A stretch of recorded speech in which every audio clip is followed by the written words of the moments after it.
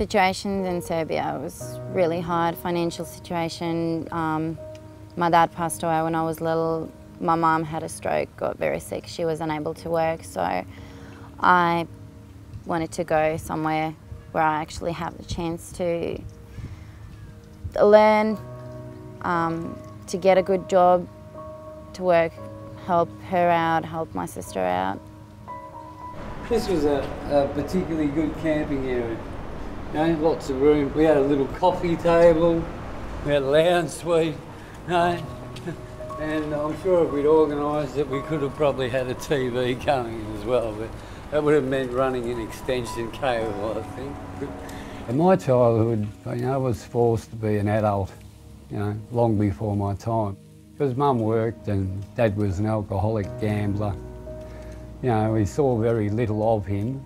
I was married and experienced domestic violence. I've been in the house for like 2 years, wasn't allowed to go out. Even if I was, I didn't know where to go, I didn't know anyone. Yeah, I used to live here. I'll show you exactly. Yeah, this was an old camping spot just here. And, you know, there's a lot of loose leaf litter to cover your possessions with. Dad was abusive, you know, he was cruel to me because I'd stand in the way if he, you know, confronted or affronted Mum. You know, I was the man of the house, the, you know, big tough 6-year-old. I can sort of empathise a little because he had no father of his own. He came from wartime Europe, from Latvia. He didn't have a father from the age of 3. I don't have family, I don't have anyone here, and I don't have a home. Even when I was staying sometimes with my friends, it's not home, you can't call it home. You don't have that feeling that you're home. And for these 5 years, I've been actually trying to make someplace my home, but I couldn't. For many years I was homeless, but I always found shelter. I didn't know what would become of me from one day to the next. I never knew whether I'd, you know, you very much live one day at a time and try and survive that until you got to the next day. It's like I'm drowning, actually. It's like I'm drowning. But my family, no one can actually help me. Not even my friends, because they don't realise that. They have everything. Maybe not everything, but just basics, and they just don't realise how hard that is. They just say, oh, you'll be all right. You don't know how is that you have to drag all your stuff everywhere around, or like get rid of my dad's books just because I don't have where to put them. So you move along all day, 'cause I'm a one-man band. Nobody knows nor understands. Is there anybody out there wanna lend a hand to my one-man band?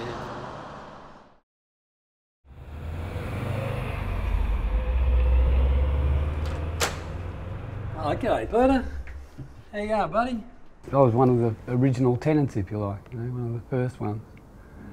And I think almost instantly what I, you know, how I felt and was that I could finally have a place that I could call my home. You know, I've read hundreds of books, and if anything, I'll read a book to help get me to sleep. But television and some of the wonderful documentaries they have on, you know, especially the one that's on now, you know, it's very edifying, it's very educational. This building was made with the intention of looking after disenfranchised people, homeless people, people with little or very low income, so that they could have somewhere safe and secure. There are concierges on the desk 24 hours a day. You know, there are trained security guards. The cameras all up and down the hallways, so you're always on view, and you've got a home for all intents and purposes, what may last you or what you may have for the rest of your life. Oh, I'm just going down for a tinkle on the piano, exercise the old hands and see if I can make some cacophony.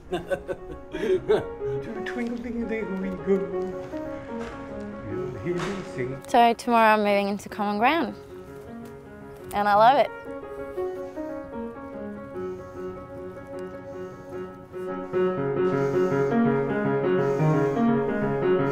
Nina, I'm just moving in. Thank you.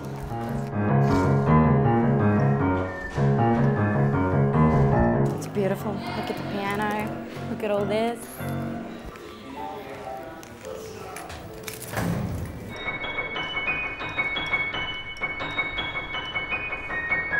That's the key.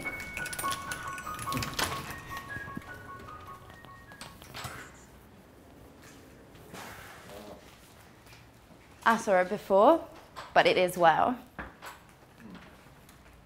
It's even more wow when it's mine. I still have to bring the rest of my stuff and then we'll see. But I just can't believe it yet. Can't believe it yet. I'm very excited. I just can't believe it's mine. I mean, that I'm gonna stay here, and yeah, it's just really weird at the moment. But it is mine. So, yeah, I'm very, very happy.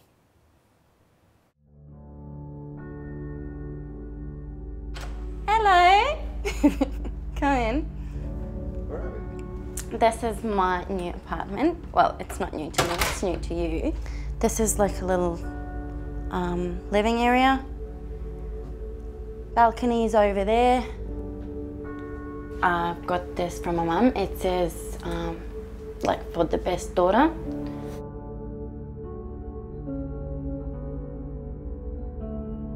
I used to stress a lot more before I moved here, and now that I'm working less, I'm having less hours, they actually, exactly today, they've put my rent down as well. So, because it is based on your income, so they put it down, and that's great. So I can still manage it, and yeah, it's stress-free. Oops. Well, I'm not gonna get my citizenship in 3 weeks, but I'm gonna do a test, and then after that they have to book ceremony. Hopefully I'll get it. I became eligible to apply for my citizenship in April last year, so a year ago, but been just busy with work and looking for a new home. We're going up to the rooftop to the 13th level. That's the entertainment area where the barbecues and the organic garden is. This is aloe vera. Hello, Vera. Hey, beautiful basil bush. Right? Make your own pesto. Yeah, that's yummy, isn't it? Just pick the tips out as well. And here we go. Here's the marvellous view of the Brisbane River, mate. Look at that. That's flash. You can see it, the whole of the city skyline from up there.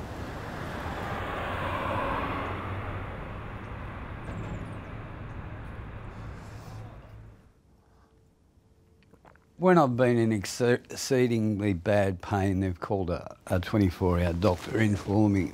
You get support and health services when you need it, you know, nursing services.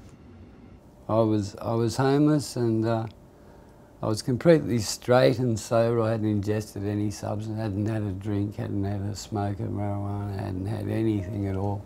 I simply sat down on a bench seat near Hungry Jack's on the Queen Street Mall, and I woke up at Royal Brisbane Hospital.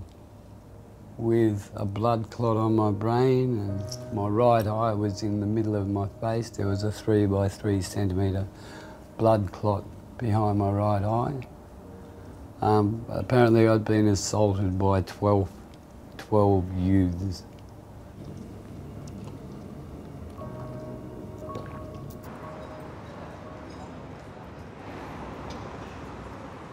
I'm going for my citizenship test.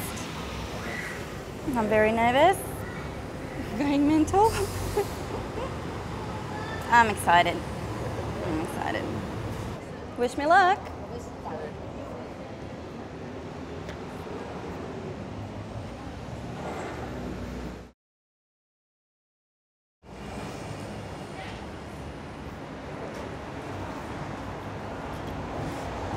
Hi. Good. I passed 95% correct. Yeah, I'm so excited. But I was nervous before I went in. I actually thought I'm going to fail. I just want to call my family and tell them. Yeah.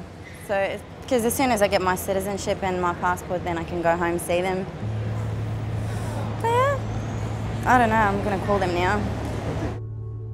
I'm off to dinner for the evening. On Wednesday nights they have a beautiful 2-course meal, restaurant quality, and it's a great place for people to meet and greet and catch up with each other. You know, it can be a real positive thing.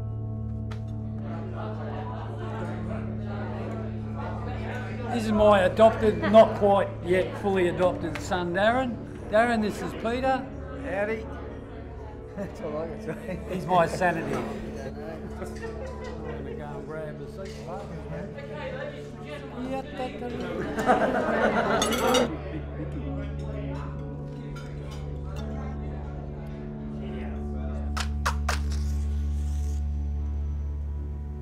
Unbelievable how many things happened in such a short period of time. How many good and bad things happened. It's unreal. I actually got some peace. It's my home. I can call it home. I made it my home.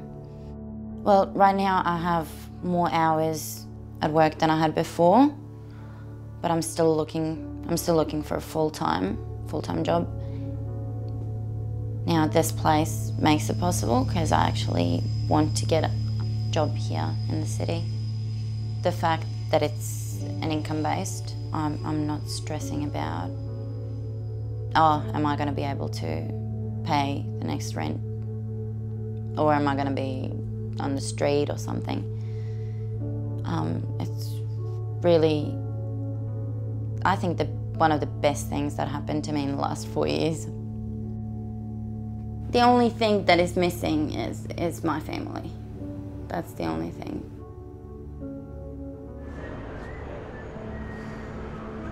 I've hit as low as I can go, and the only way is up. Now, going back to study more than anything, you know, I used to run my own computer store. I'm looking forward to going back to TAFE and doing Certificate 3 in IT. Gonna be a bright, bright, sunshiny day. Gonna be a bright, bright, sunshiny day. Oh, doesn't the wheel look pretty on the river?